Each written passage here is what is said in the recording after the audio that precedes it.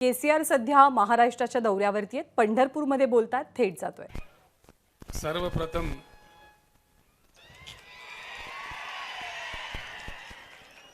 महाराष्ट्र राज्य के इस पावन भूमि को, पावन धरती को मैं प्रणाम करता हूं। हमारे सौभाग्य है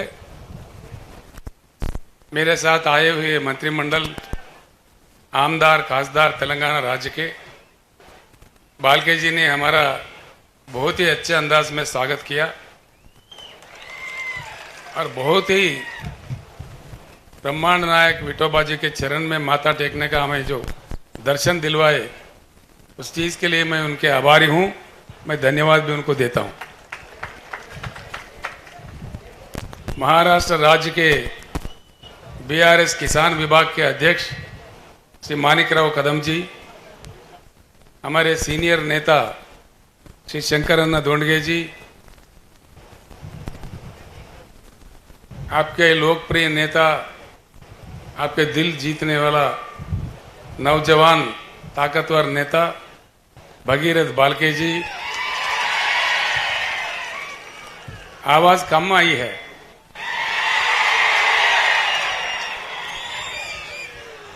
ये भगीरथ है, आगे चल के पूरे चंद्रबाग का पानी मंगलवाड़ में लाने वाले हैं। इनके नाम ही भगीरथ है।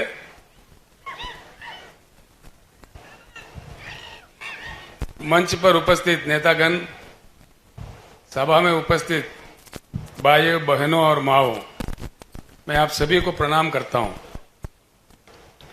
इन दिनों मैं एक प्रार्थना सबसे पहले आपसे करूंगा।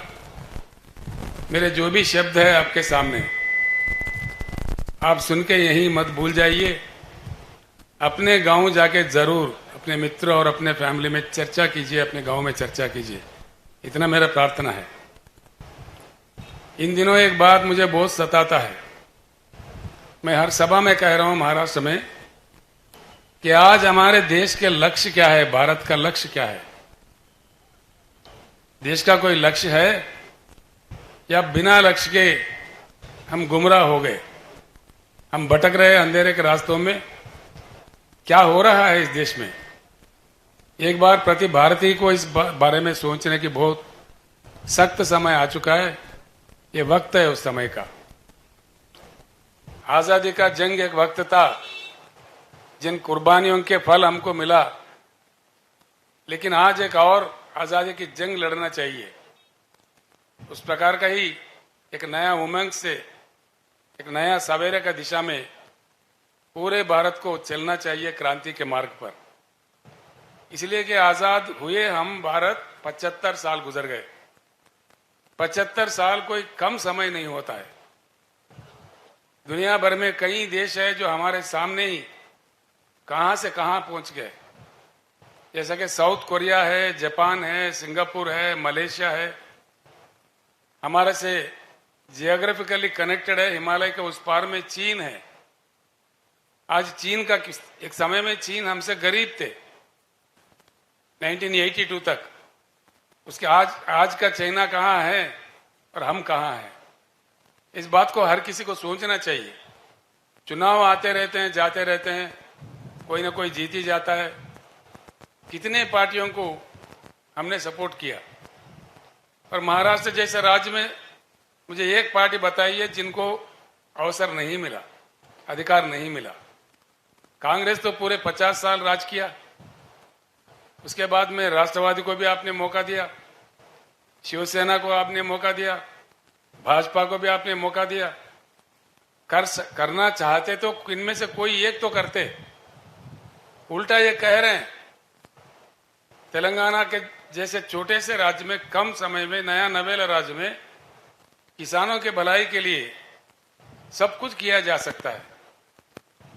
मैं मराठी बोल नहीं सकता, लेकिन समझ सकता हूं। बालके जी ने अपने बातों में सारे बता दिए तेलंगाना में क्या क्या स्कीम चलता है। ये स्कीम तेलंगाना में 5-6 साल से जब चल रहा है, महाराष्ट्र में क्यों नहीं? महाराष्ट्र तो बहुत बड़ा राज्य है, स्थिर राज्य है, धनवान राज्य है। यहाँ किस चीज की कमी है? उल्टा ये कहा जा रहा है कि तेलंगाना का जो भी मामला है वो भूल भुलैया है। अगर महाराष्ट्र वो कर दे तो महाराष्ट्र सरकार का दिवाला निकलेगा। हाँ, जरूर निकलेगा दिवाला, मैं भी मानता हूं इस बात का। दिवाला निकलेगा नेताओं का और दिवाली होगा किसानों का। बिल्कुल दिवाली होगा किसानों का, राज का दिवाला नहीं निकालेगा। हम कहां से ला रहे पैसे, सभी पूछने लगे हैं आज, उल्टा पलटा क्वेश्चन पूछने, लोगों को गुमराह करने। बालके जी बता रहे थे तेलंगाना की पार्टी है, बीआरएस तेलंगाना की पार्टी नहीं है। बीआरएस भारत बदलने का, भारत परिवर्तन का एक मिशन है, ये राष्ट्रीय पार्टी है। बड़े अजीब अजीब सवाल आते हैं, अजीब अजीब बातें करते हैं। हम जब पंडरी दर्शन के लिए जब वहां से निकले, कितने लोग क्या क्या कह रहे हैं, आपने अखबारों में देखा, टीवियों में भी सुना। हाँ, आ जाए जरूर, दर्शन करे, लेकिन राजनीति ना करे। हम आके दर्शन कर रहे। पंढरीपुर में मेरे पीछे कई पत्रकार पड़े थे, मैंने वहां मुंह नहीं खोला, कुछ कहा भी नहीं उनको, वो नाराज भी हो गए मुझसे। लेकिन मैंने वो पुण्यस्थली है, क्षेत्र है, तब वहां मैंने कुछ राजनीति नहीं कहा, लेकिन यहां जरूर कहूंगा। मेरा एक बात है, मुझे समझ में नहीं आता, अभी अभी हम शुरू हुए महाराष्ट्र में, इतना आक्रोश क्यों है इतने सारे पार्टियों में, इतनी घबराहट क्यों है, हड़बड़ी क्यों है, इतना आक्रोश इतने छोटी पार्टी के लिए। 4 महीने हो गए हम यहां शुरू होके, कोई पार्टी हमें नहीं छोड़ रहा है। भाजपा एक वक्तव्य है, कांग्रेस का एक वक्तव्य है, कांग्रेस ने हमको बीजेपी का बी टीम करार दिया, बीजेपी ने हमको कांग्रेस का ए टीम का करार दिया। ये पता नहीं ये टीम कहां से आते हैं। हम किसी का टीम नहीं है, हम टीम है तो किसानों का, पिछड़ों का, अल्पसंख्यक का और दलितों का टीम है। इस बात से कोई घबराए नहीं। हम अगर टीम है, जैसा बालके जी ने कहा, पक्का पहली बार हिंदुस्तान में कई कई लोग कई कई नारे दिए, सिर्फ बीआरएस ही इकलौता एक ही पार्टी है जिन्होंने दिल फाड़ के कह दिया कि अब की बार किसान सरकार। पहले कोई पार्टी ने इस बात नहीं कहा। क्यों नहीं कहा भाई? 60% लोग तो खेती किसानी से जुड़े हुए हैं। किसान को और कामगार को जोड़ दो तो 60% से ज्यादा हो गए। अब इन लोगों को डर लगा है भाई, सब साफ साफ मालूम हो रहा है किसान जुड़ रहे बीआरएस के साथ, तो इसलिए उल्टा सीधे बात करने लगते हैं, बड़ा अजीब अजीब कमेंट्स करते हैं। मैं आपको साफ बताना चाहता हूं, ये तेलंगाना या महाराष्ट्र तक के लिए सीमित पार्टी नहीं है। आज के भारत के जितने भी समाधान, जितने भी प्रश्न हैं, जितने भी समस्याएं हैं, उसका एक ही समाधान है कि भारत का परिवर्तन। परिवर्तित भारत ही हमारे सारे समस्याओं का समाधान है। हाँ, परिवर्तन चाहिए। इसलिए मैं 2-4 शब्द बताता हूं आपको। भारत में 41 करोड़ एकड़ कृषि योग्य भूमि है।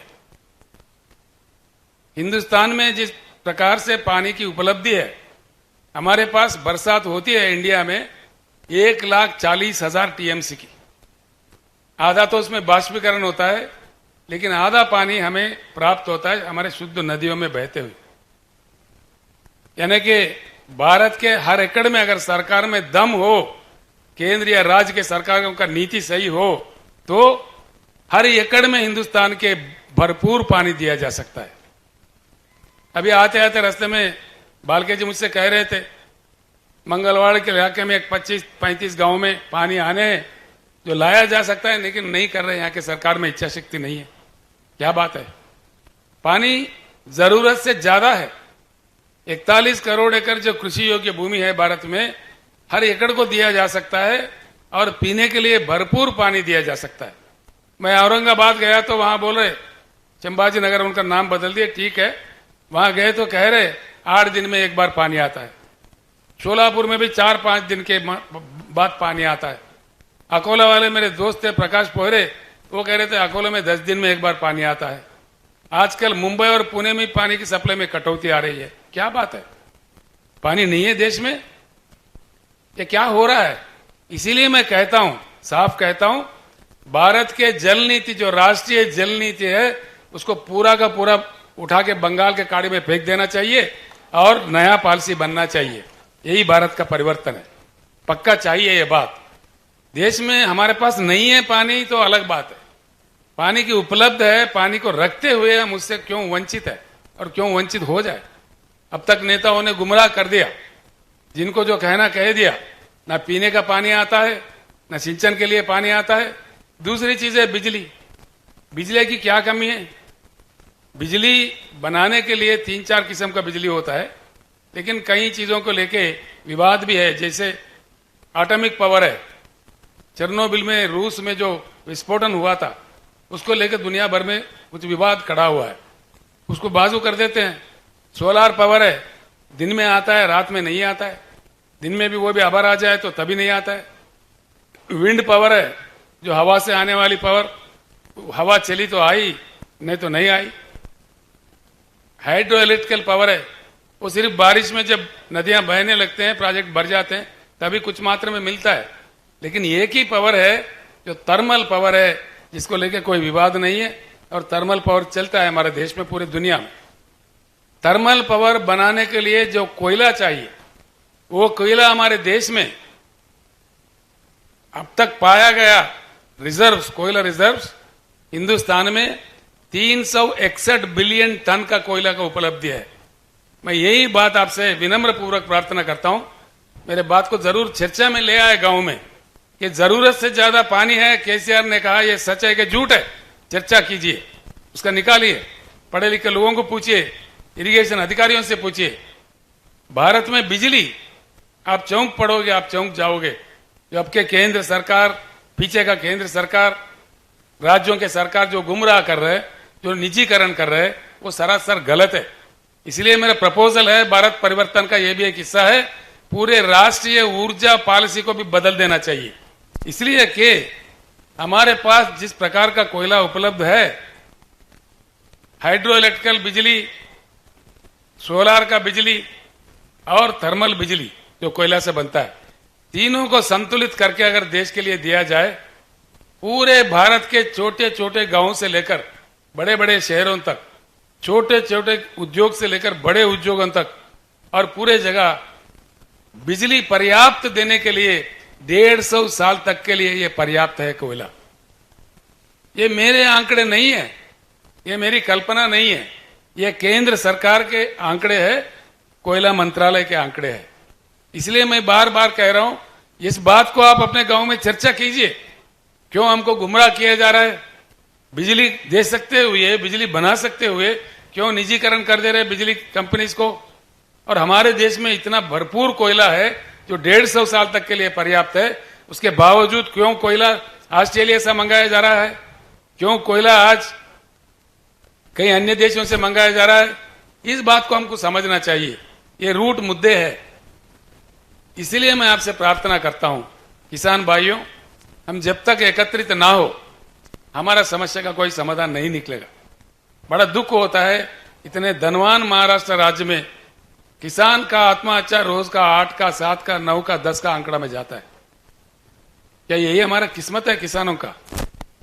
एक ही समाधान सब साफ कर सकता है, एक ही हमारा, अगर हम प्रतिज्ञा ले ले, सारे किसान चुनाव के समय इकट्ठे रहे, किसानों को पार्टी को खड़ा करे, तब जाके हमारा बिल्कुल समस्या सुलझ सकता है, इसमें मुझे कोई शक नहीं। तेलंगाना राज्य में वहां लोगों ने तेलंगाना राज्य भी प्राप्त किया, इकट्ठे होकर लड़के, उसके बाद में किसान सरकार बनाया। बालके जी ने सारा बता दिया वहां क्या क्या दिया जाता है। 24 घंटा हाई क्वालिटी वाला पावर फ्री में दिया जाता है। इस प्रकार का फ्री में दिया जा सकता है कि आप 50 हार्स पावर भी यूज करो किसान, कोई पूछने वाला नहीं है उनको। 10 नहीं 15 मोटर भी लगाओ, उसमें भी कोई पूछता नहीं है। किसान को जब फ्री बिजली देते हैं, फ्री दे देते हैं, दिल से दे देते हैं। चुनाव के लिए, वोटों के लिए नहीं देते, वोटों के समय में नहीं दिया हमने। ऐसे ही 10,000 रुपए हर एकड़ को उनके निवेश के लिए दे देते हैं, जो लागोड़ी आप कहते हो। उस प्रकार का किसान का किसी भी प्रकार का मृत्यु हो, एक्सीडेंटल नहीं, किसी प्रकार का सहज मृत्यु भी हो जाता है, हमने बीमा कर दिया है, पूरा बीमा का प्रीमियम सरकार ही भरता है।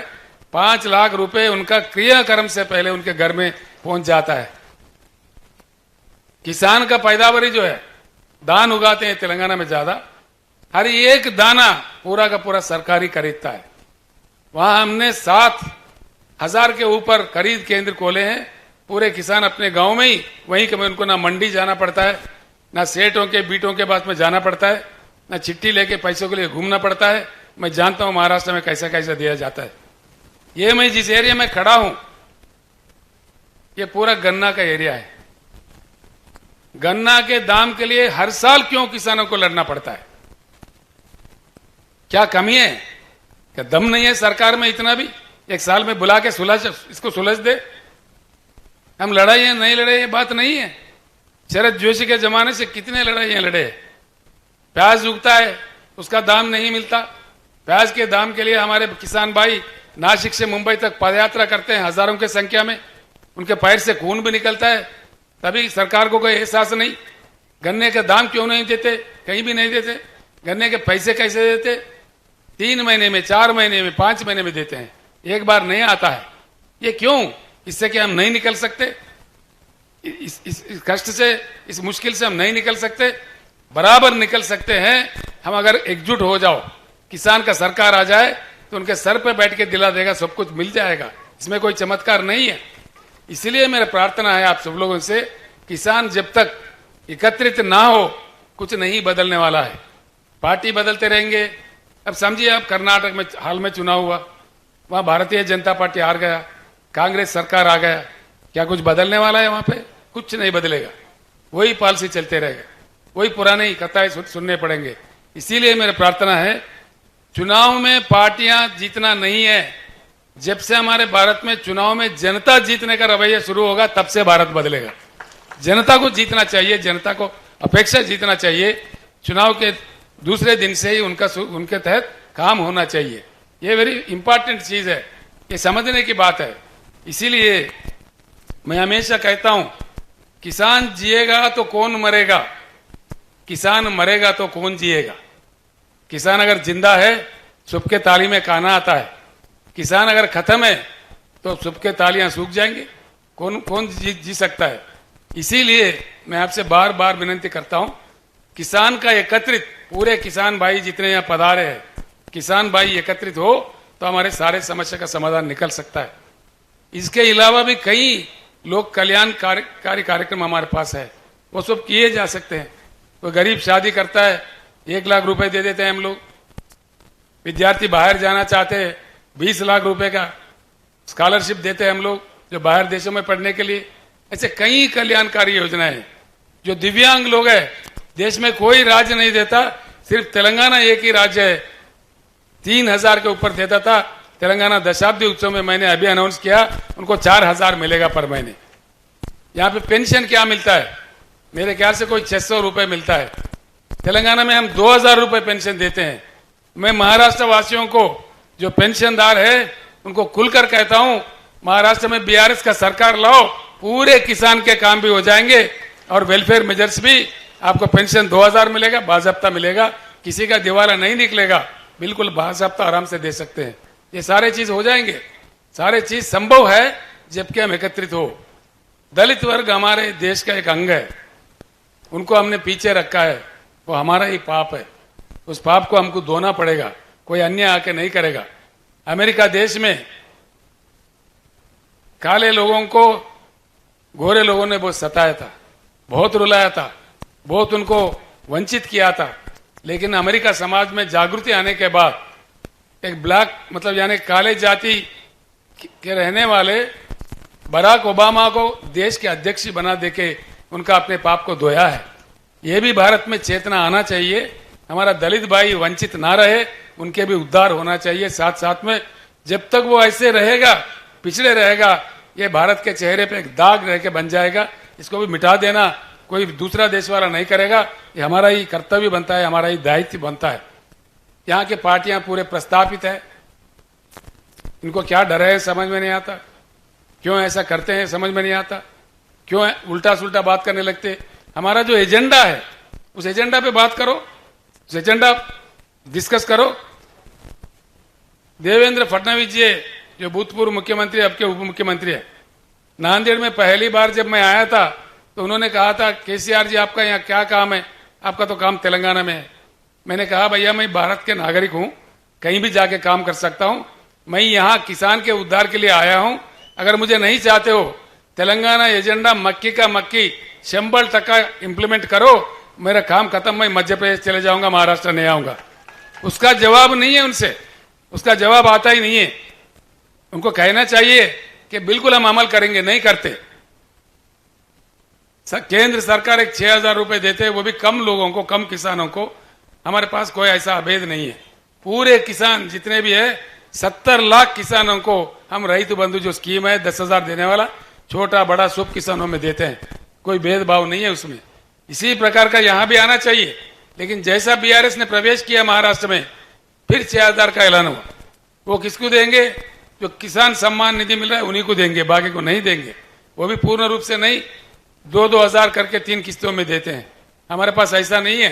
फसल को 5,000 एक देते हैं निवेश के लिए, फिर दूसरा फसल के दूसरा दे देते हैं। मुफ्त में पानी देते हैं, मुफ्त में बिजली देते हैं, और हर दाना उनका खरीदते हैं। खरीदते भी कैसा? सीधा उनके बैंक में जाता है। आप लोग प्रसन्न हो जाएंगे मेरे बात सुनकर। तेलंगाना में मैंने देखा है, मुख्यमंत्री बनने के बाद 2 साल किसानों का जो कष्ट है, मुश्किल है, मैंने देखा है।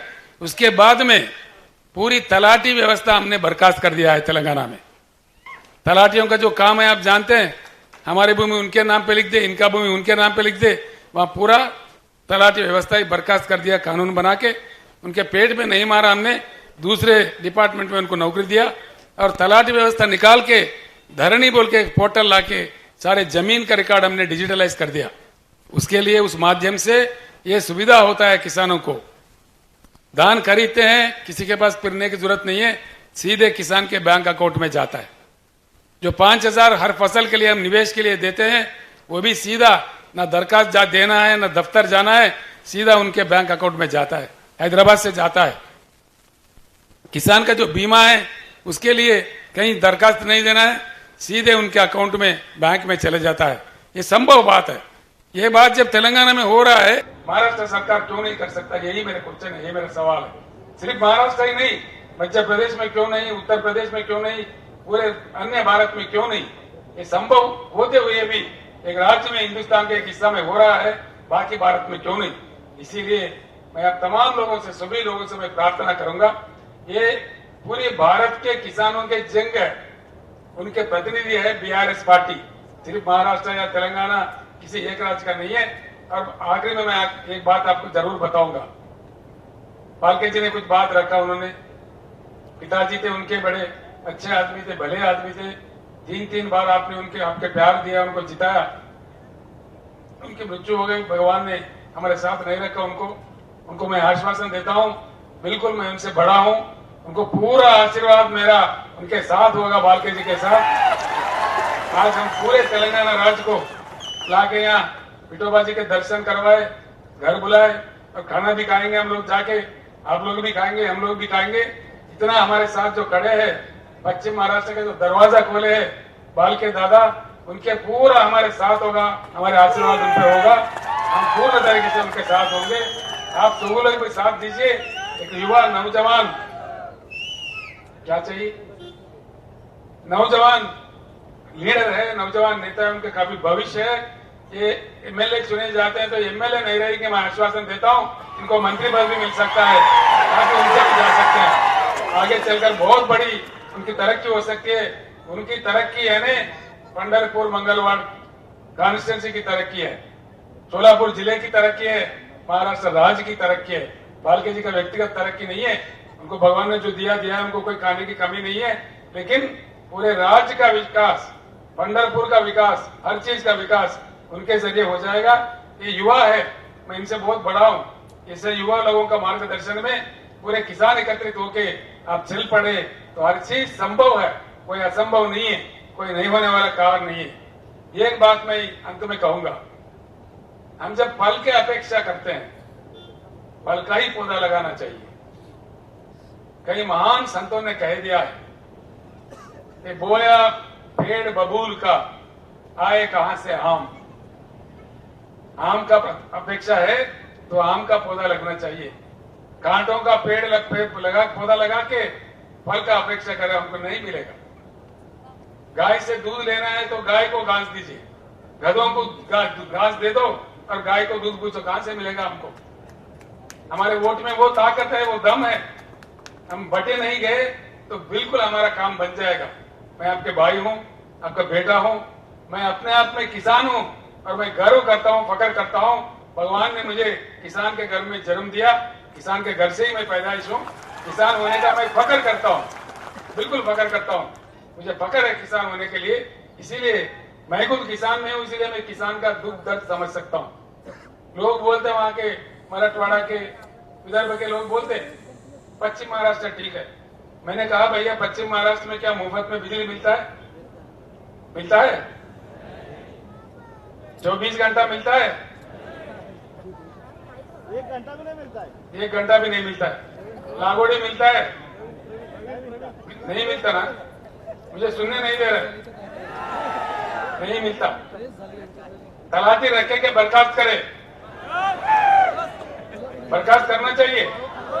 जो बर्खास्त करना चाहिए हाथ उठाइए एक बार।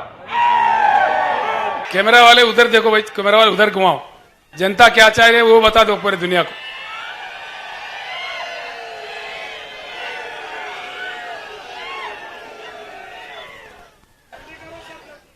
ऐसा है, केंद्र सरकार ने अनाउंस कर दिया डिजिटल इंडिया। डिजिटल इंडिया सही है, महाराष्ट्र के किसानों के लिए ये सुविधा क्यों नहीं लाया गया? कीजिए, बिल्कुल कीजिए, क्यों नहीं कर सकते? जब तेलंगाना कर सकता तो आप भी कीजिए। इन तलाटियों के लूट मार से बचा लीजिए किसानों को। ये करने वाले बात नहीं करते, उल्टा सुल्टा बोलने लगते हैं जो करने वाले हैं। लेकिन जनता क्या चाहता है, अबे आपने हाथ उठा के बता दिया तो भी समझ में आ गया। कई कई बातें हैं।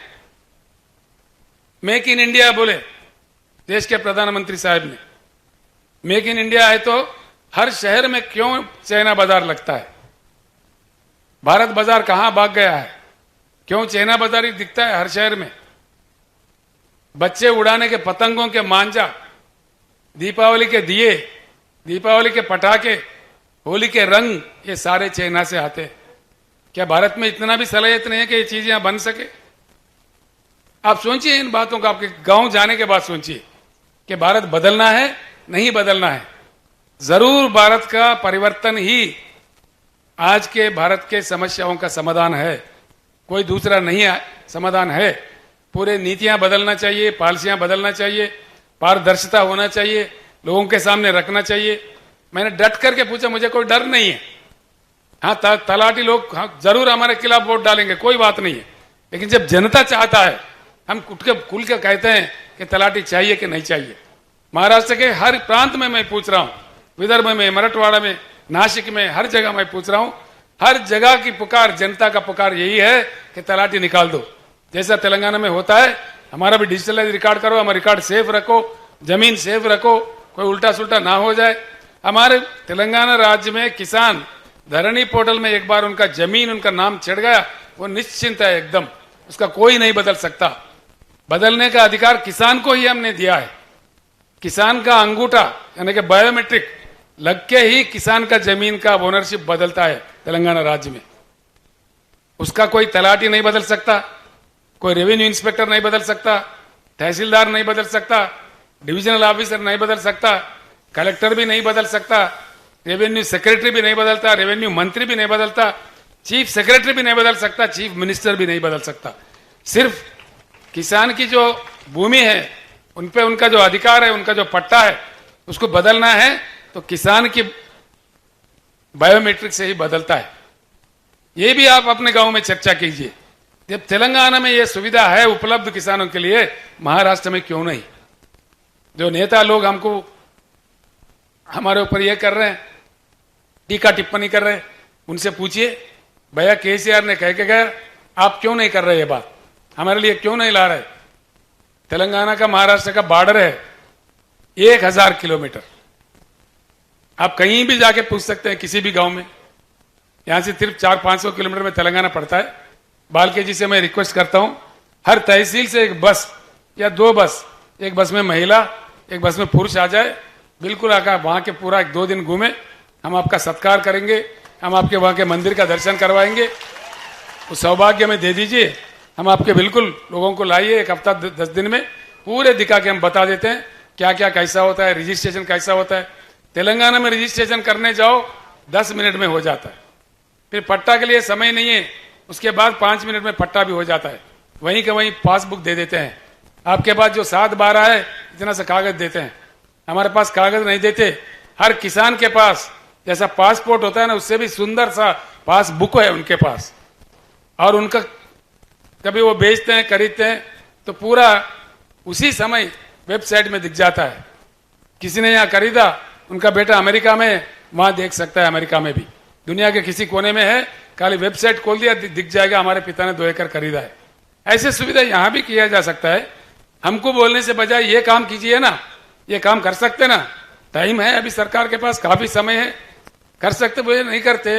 उसको छोड़ के उल्टा सुल्टा बातें करो, केसीआर को कुछ कहो, ये टीम का हो, बी टीम का हो। मैं साफ बता देता हूं पूरे महाराष्ट्र वासियों को, भारतवासियों को, बीआरएस किसी का टीम नहीं है, हम अपने आप में पार्टी है, हम किसानों का टीम है, हम दलितों का टीम है, पिछड़ों का टीम है और अल्पसंख्यक लोगों का टीम है, पूरा भलाई करने वाला पार्टी है। ये किसी का बी टीम ये टीम बनने का हमारा कोई जरूरत नहीं है। 50 करोड़ यानी कि 50% यानी कि 70 करोड़ आबादी जब हमारे किसान है, अगर किसान बीआरएस के साथ है तो हमारे साथ टीम आ जाएंगे, हम किसी की टीम क्यों बनेंगे? किसान हमारे साथ है, आप बताइए, किसान हमारे साथ है, जंग लड़ेंगे अब की बार। डल हो गए आप लोग, खाना तैयार है, जोर से बोलिए, अब की बार, अब की बार भगीरथ बाल के जिंदाबाद, बोले भगीरथ बाल के। मैं आपको धन्यवाद देता हूं। मेरे जो भी बातें हैं, मैं एक बार विनम्र पूर्वक विज्ञापन करता हूं, मैंने जो कहा है अब तक आपने नहीं सुना है, इसलिए हर जगह मैं यही प्रार्थना करता हूं, ये यहीं नहीं छोड़े, अपने गांव में जाके इसको चर्चा पे रखे, डिस्कशन करे, और सही है तो पूरे लाइन में लग जाइए, हम जीतेंगे। मैं भगीरथ बाल के भी जीत जाएंगे, बीआरएस भी जीत जाएगा, आप तमाम लोग जीत जाएंगे, जरूर हमारी जीत होगी, क्योंकि हमारे युद्ध में न्याय है, नीति है, जरूर हमारे विजय प्राप्त होगा। फिक्र मत कीजिए, कुछ ही दिन में बदलेगा महाराष्ट्र, किसान का भविष्य भी बदलेगा। इतना कहते हुए मैं आपसे रुखसत होता हूं, धन्यवाद। अब की बार, अब की बार, धन्यवाद। आमचा महाराष्ट्रामध्ये नुकताच कुठे प्रवेश झालेला आहे आणि आमच्या प्रवेशामुळे इतर राजकीय पक्षांच्या पोटात का दुखू लागलंय असा सवाल केसीआर यांनी उपस्थित केलाय। एबीपी माझा, उघडा डोळे बघा नीट।